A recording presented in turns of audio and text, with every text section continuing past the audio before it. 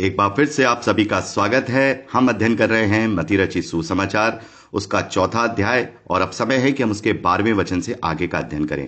मेरे प्यारे भाई बहनों, 12वें वचन से लेकर 17वें वचन तक जब हम पढ़ते हैं तो यहाँ प्रभु यीशु मसीह की सेवकाई की शुरुआत होती है। और यहाँ लिखा है कि जब प्रभु ने सुना कि यूहन्ना यानी कि यूहन्ना बपतिस्मा देने वाला बंदी बना लिया गया है। और वो बंदी क्यों बनाया गया?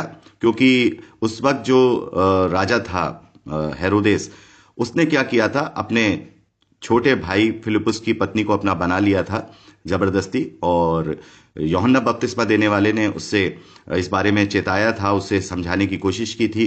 तो जो उसकी पत्नी थी वो उससे चिढ़ गई थी और उसी ने ये षड्यंत्र बनाया और उसने उसे जेल में डाल दिया। और बाद में हम देखते हैं कि उसको जो है उसने मृत्यु दंड भी दिलवाया था। इसके विषय में अभी हम आगे पढ़ेंगे। फिलहाल हम देखते हैं कि यूहन्ना का कार्य पूरा हुआ और यहीं से प्रभु यीशु मसीह का जो सेवा कार्य है वो शुरू हुआ। और फिर वो वहां से सीधा गलील को गया। अब ये गलील, जैसे मैंने आपको बताया था, इजराइल के 3 स्टेट हैं जो उस वक्त वहां रोमी साम्राज्य ने अलग अलग कर दिए थे। सबसे ऊपर गलील, बीच में सामरिया और उसके नीचे यहूदा, ये 3 स्टेट थे। और हम देखते हैं गलील और जो सामरिया है वो हेरोदेस के बड़े बेटे के अधिकार में गया, और जो यहूदा है वो हेरोदेस के दूसरे बेटे के अधिकार में गया। तो यहां पर हम क्या देखते हैं, वो गलील को गया बड़े ध्यान से, और नासरत को उसने छोड़ दिया। नासरत शहर जो कि गलील में ही है, लेकिन उसने नासरत शहर को छोड़ दिया और कफरनहूम में गया। कफरनहूम एक जगह है यहाँ जहाँ एक बहुत बड़ी झील है, जिसमें हम देखते हैं, और मैं आप लोगों को एक इस पूरे स्टेट का एक मैप भी अभी प्रोवाइड करूंगा, ठीक है, तो आप उसको देख लीजिएगा। उसमें तो हम देखते हैं कफरनहूम में एक झील है, उसके किनारे जबूलून और नप्ताली के देश में, जबूलून और नप्ताली उत्तर के ये देश हैं। पुराने समय में ये शहर हुआ करते थे जो अलग अलग गोत्रों में बटे थे। तो वहां जाकर रहने लगा और वहीं से वो प्रचार करने लगा। 17वें वचन में हम क्या देखते हैं? 17वें वचन में लिखा है, उस समय से यीशु ने प्रचार करना और ये कहना आरंभ किया। किस वचन से? मन फिराओ क्योंकि स्वर्ग का राज निकट आया है। किस वचन से प्रचार करना शुरू किया? मन फिराओ क्योंकि स्वर्ग का राज निकट आया है। और यहां पर मती जो है 14वें, 15वें, 16वें वचन में, 3 वचनों में यशाया भविष्यद्वक्ता के उन भविष्यवाणियों को यहां पर प्रयोग कर रहे हैं, कोट कर रहे हैं, जो प्रभु के लिए हुई। तो ऐसा क्यों प्रभु ने किया? देखिए, प्रभु ने जो जो एक्ट किए या प्रभु के जीवन में जो जो बातें हुई, वो उन तमाम भविष्यवाणियों को पूरा करती हैं जो परमेश्वर ने अपने दास भविष्यद्वक्ताओं के द्वारा पुराने नियम में करा दी हैं। और मेरे प्यारे भाई बहनों, हजारों ऐसी भविष्यवाणियां हैं जो प्रभु के लिए जो है पूरी हुई हैं, और सैकड़ों भविष्यवाणियां ऐसी हैं जो प्रभु के लिए डायरेक्टली पूरी हुई हैं, छोटी बड़ी सब। और 100 से ज्यादा ऐसी भविष्यवाणियां हैं जो सटीक रूप से प्रभु यीशु मसीह पर पूरी होती हैं। जैसे कि वो नासरी कहलाएगा, वो नासरत में पला बड़ा, वो मिस्र से आएगा तो उनके माता पिता उन्हें मिस्र ले गए। तो ये सारी चीजें हुई हैं।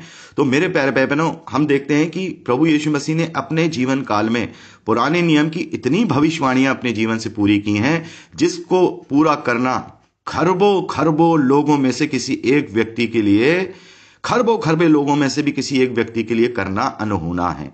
तो पुराने नियम की भविष्यवाणियां इतनी सारी प्रभु यीशु मसीह पर जो पूरी हुई हैं, इस बात को ये प्रमाणित करती हैं कि प्रभु यीशु मसीह वही मसीह है जिसकी भविष्यवाणियां प्रभु परमेश्वर यहोवा ने प्रभु यीशु मसीह से भी 1500 साल पहले से करना शुरू कर दी थी। तो यहां पर वो भविष्यवाणी पूरी हुई जो यशाया भविष्यद्वक्ता की पुस्तक में हम पढ़ते हैं, उसके 9वें अध्याय पहले और दूसरे वचन में, और 42वें अध्याय उसके 67वें वचन में।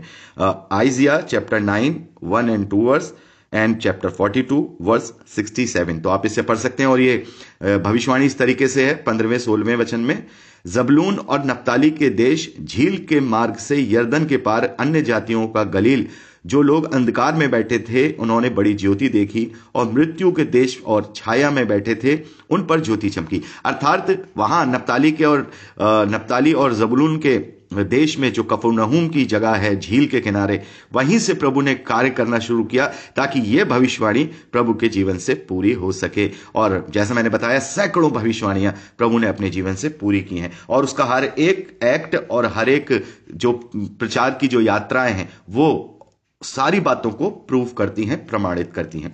आगे हम देखते हैं मेरे प्यारे भाई बहनों 18वें वचन से लेकर के जब हम यहां पर 22वें वचन तक पढ़ते हैं तो प्रथम चेलों को बुलाए जाने का वर्णन है। यहां हम देखते हैं कि शिमोन पतरस और उसका भाई जो अनंद्रियास है उसको प्रभु ने बुलाया है। तो वहां हम क्या देखते हैं कि वो मछुआरे थे और वो अपना वहां मछली पकड़ने के लिए जाल डालते रहे और वहां प्रभु कहते हैं मेरे पीछे चले आओ, मैं तुम्हें मनुष्यों को पकड़ने वाला बनाऊंगा। और वे तुरंत जालों को छोड़कर प्रभु के पीछे हो गए। कई बार हम सोचते हैं कि कैसे प्रभु यीशु मसीह ने एक शब्द बोला तो कैसे वो अपने जाल छोड़ के चले गए। तो इसके विषय में मैं आपको बताना चाहता हूं। यूहन्ना रचित सुसमाचार में जब हम इसका वर्णन पढ़ते हैं तो वहां देखते हैं कि पतरस और अनंद्रियास यूहन्ना बपतिस्मा देने वाले के पहले चेले थे और यूहन्ना बपतिस्मा देने वाले की गवाही उन्होंने सुनी थी और उसी घड़ी से वो प्रभु के पीछे हो लिए थे। लेकिन प्रभु का समय नहीं आया था, इसलिए वो अपने काम में और जो वो मछली पकड़ने का काम था उसे करने लगे। लेकिन जब उन्होंने देखा कि प्रभु यीशु मसीह ने हमें आवाज दी है, तब उन्होंने देखा कि अब हमारा समय आ गया है और प्रभु अब हमें जो है मछली पकड़ने वाला बनाएगा। अर्थात वो सुसमाचार को फैलाने के विषय में बात कर रहे हैं, मनुष्यों को पकड़ने वाला बनाने की बात कर रहे हैं। तो वो समझ गए कि अब हमारा समय आ गया। तो उन्होंने इफ बट नहीं किया कि मैं थोड़ा जाल सुधार लूं, कि मैं थोड़ा ये काम कराऊं या मैं वो कराऊं। ऐसे ही मेरे प्यारे भाई बहनों, हम मसीह विश्वासियों का जीवन जब पवित्र आत्मा के जब हमें वरदान मिलते हैं तो हम में से बहुतेरों को वो नियुक्त करता है। इफिसियों की पत्री में हम इस बात को पढ़ते हैं कि आत्मा की जो नियुक्तियां होती हैं जब वो नियुक्त करता है तो जब वो हमें आवाज देता है तो स्पष्ट चिन्ह देता है और उस वक्त हम सब कुछ छोड़ छाड़ के प्रभु के पीछे चलते हैं और जो भी नियुक्तियां उसने दी हैं हमें दी हैं वो हम करते हैं। तो ये एकदम चेलों के इस बात को दर्शाता है कि उन्होंने प्रभु की एक ही बात को वो समझ गए कि प्रभु का समय आ गया, अब चलो अब ये जाल वाल फेंको। तो उन्होंने सब कुछ छोड़ छाड़ के वो उनके पीछे चले गए। और ऐसे ही हम जब्दी के दो पुत्रों को देखते हैं, याकूब और यूहन्ना। ये अब दूसरे यूहन्ना है। ये प्रभु के चेले हैं जो उम्र में काफी बालक जिसे हम कह सकते हैं कि मिच्योर थे, लेकिन छोटे थे उम्र में, सबसे नौजवान जिसे कह सकते हैं। ये भी अपने पिता के साथ वहां पर क्या कर रहे थे, नाव में जालों को सुधार रहे थे। लेकिन उन्होंने भी प्रभु की आवाज को सुना तो उन्होंने भी कहा कि अब समय आ गया है। तो उन्होंने किसी की नहीं सुनी की, क्योंकि जब हम प्रभु की सुनते हैं तो फिर हम किसी और की नहीं सुनते हैं। इसलिए प्रभु ने कहा कि जो कोई मेरे लिए अपने रिश्तेदारों को, अपने माँ बाप को, खेतों को, खलियानों को मुझसे अधिक प्रिय जानता है, वो मेरे योग्य नहीं है। तो यहां पर यह चीज दिखाई गई कि चेलों ने सब कुछ छोड़ छाड़ के अपने आप को प्रभु के पीछे कर लिया और वो प्रभु के पीछे हो लिए। आगे हम देखते हैं फिर उसके तुरंत बाद 23वें वचन से लेकर के 25वें वचन तक हम देखते हैं कि फिर वो गलील में फिरता है, प्रचार करता है, आराधनालयों में उपदेश करता है, राज्य के सुसमाचार का प्रचार करता है और लोगों की बीमारियां दूर करता है, दुर्बलताएं दूर करता है। और सारे सीधे देश में ये उसकी ख्याति फैल गई। वो बीमारों को और लोगों को जिनमें दुष्ट आत्माएं थी उनको वो क्या कर रहा था, रोगों से चंगा कर रहा था। तो मेरे प्यारे भाई बहनों, बहुत सारे लोग ये कहते हैं कि प्रभु यीशु मसीह ने आश्चर्यक्रम किए हैं, तो क्या हम आश्चर्यक्रम नहीं कर सकते? बिल्कुल कर सकते हैं। प्रभु ने हमें अधिकार दिया है, उसने हमें अपने नाम की सामर्थ दी है, उसने हमें करने के लिए सब कुछ कहा है। लेकिन इसका मतलब ये नहीं है कि प्रभु यीशु मसीह केवल इसलिए आया था। लेकिन प्रभु यीशु मसीह वहां ये सब क्यों कर रहा था? क्योंकि ये भी भविष्यवाणी थी। ये भी भविष्यवाणी थी कि वो अंधों को आंखें देगा, वो लंगड़ों को चलाएगा, वो कोढ़ को दूर करेगा, लोगों को शुद्ध करेगा। तो ये प्रभु ने अपने अस्तित्व को वहां दर्शाया है कि देखो, मैं परमेश्वर का पुत्र हूं, मैं मनुष्य का पुत्र हूं, मैं ही वो मसीहा हूं जिसकी भविष्यवाणियां ये भविष्यवक्ताओं की पुस्तकें करती रही हैं।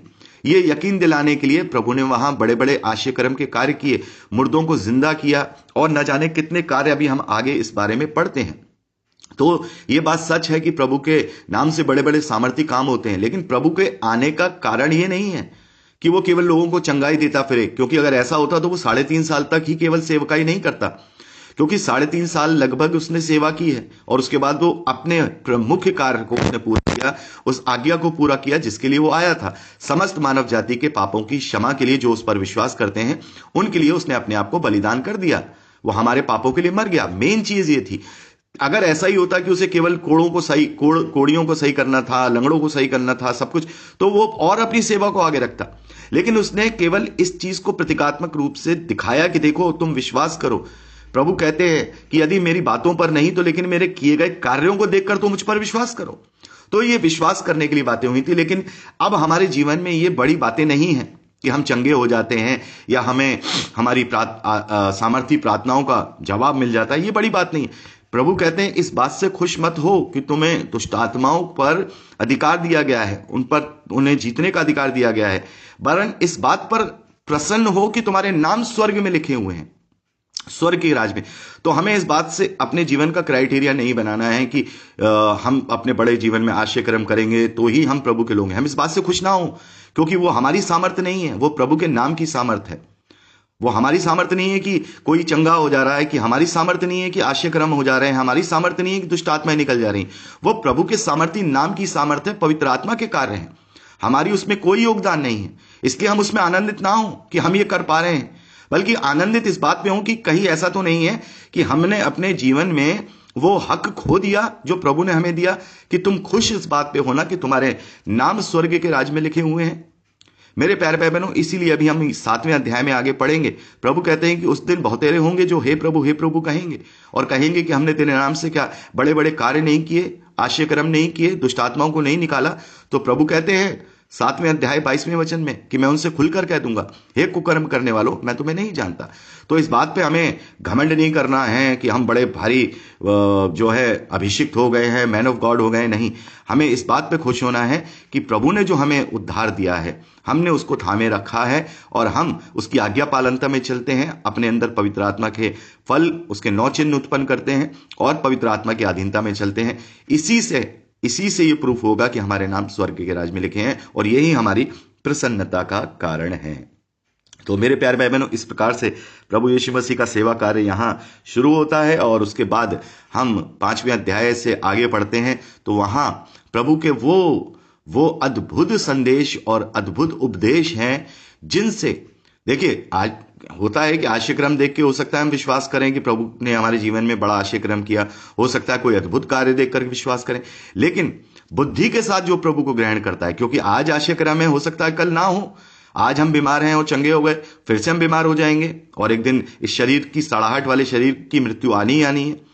तो ये बड़ी बात क्या है? परमेश्वर पर विश्वास करने का, प्रभु यीशु पर विश्वास करने का सबसे बड़ा क्राइटेरिया क्या है? ये उपदेश जो 5, 6, 7 अध्यायों में पाए जाते हैं, ये अद्भुत हैं। जो इन्हें समझ लेगा तो प्रभु को बुद्धि से ग्रहण करेगा, और जो बुद्धि से ग्रहण करेगा वो कभी भी अपने विश्वास की कश्ती को डांवाडोल नहीं होने देगा। जो केवल चिन्हों और चमत्कारों पर ही विश्वास करके प्रभु यीशु मसीह पर आएगा, उसका विश्वास रूपी जहाज डूब सकता है। लेकिन जो प्रभु को प्रभु जानकर, उसके अद्भुत आज्ञाओं को स्वर्गीय जानकर उस पर विश्वास करता है, जो बुद्धि से ग्रहण करता है, उसका विश्वास बहुत ही ऐसा कम उसका चांसेस हैं कि वो उसका विश्वास भरमाया जाए। तो मेरे प्यारे भाई बहनों, आज के लिए इतना ही है, और अगले दिन के लिए मैं आप लोगों को टास्क दे रहा हूं 5, 6 और 7, मतलब मती रचित सुसमाचार उसका 5वां अध्याय, 6ठा अध्याय और 7वां अध्याय अच्छे से एक एक शब्द को इत्मीनान के साथ, धीरज के साथ पढ़ेंगे। आप लोग पढ़ के रखेंगे, ताकि जब हम अगली रिकॉर्डिंग में, अर्थात परसों, इसका जब हम स्टडी करें तो बहुत सारी बातें हम समझ पाएं। क्योंकि जब हम स्वयं से इसको पढ़ेंगे तो कुछ बातें मैं आपको यहाँ जो प्रभु ने मुझे सिखाई हैं वो मैं सिखाऊंगा, और बहुत सारी बातें ऐसी होंगी जो पवित्र आत्मा आपको अद्भुत बातें वहां रिवील करेगा और आपको समझ में आएंगी। तो आशा करता हूं कि हम सब आशीषित हो रहे हैं। तो आज के लिए इतना ही। परमेश्वर हम सबको बहुत बहुत आशीष दे। प्रभु यीशु के सामर्थ्य और पवित्र नाम में आमीन। Praise the Lord. जय मसीह की। खुश रहिए।